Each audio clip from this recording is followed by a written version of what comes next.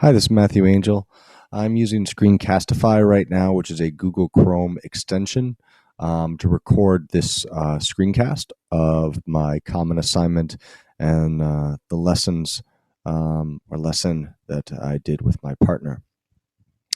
Here is my post from Edmodo, and you'll see here is I've included a link as well as my overview of this assignment.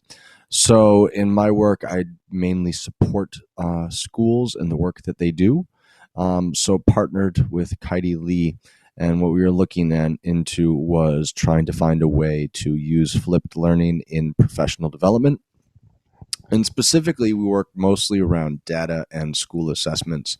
So one thing that we're kind of hearing back from schools, we have a couple of schools that use Google Forms already, and some of the other schools that we support are looking into ways to use that Google Forms as part of not only their assessment strategy, but part of their inquiry teams. And their inquiry teams are really expected to focus on a small group of students and a particular issue that they may struggle with. And one of the barriers that these inquiry teams have is collecting data and assessments on their students to meet about every week. So they don't necessarily always, do the exit ticket they're supposed to do, or the assessment that they decide they're going to do, and then have time to also grade it, bring it back in, and talk about it in a 1 week turnaround. And so Google Forms is a good way, we thought, for them to start not only giving the assessments towards their focus, but also to bring in something very usable to their next meeting. You'll notice here for the PD materials that usually when doing a PD, as I like to create a tiny URL. A tiny URL here, GG Google, right? Form A is something that's easy to remember and write down, and it doesn't actually have to, it's not as long as the full Dropbox menu.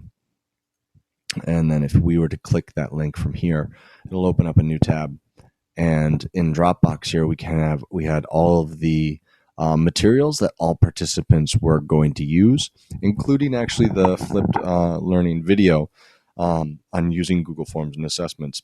They could actually see it right from Dropbox. Hi, this is Matthew Angel from Cluster 5. Today we're going to be talking about how to use Google Forms and assessment within your classroom. You'll actually notice this here is actually even, after we've already done this.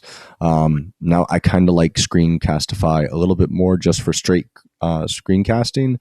Google Hangouts is good because when you do a Google Hangout, you can actually add in the resources that you need on the side, and there's lots of other cool things that you can do. But if you just need something like this where you're just talking and showing and walking people through something, Screencastify, I like how it actually goes widescreen. Google Hangouts, I had never found out how to make this a actual widescreen. So we go back here just to walk you through some of the other pieces here. We've used is an inquiry team handbook since 2008 in New York City, and it has all of the the different phases of inquiry work. It's still very good.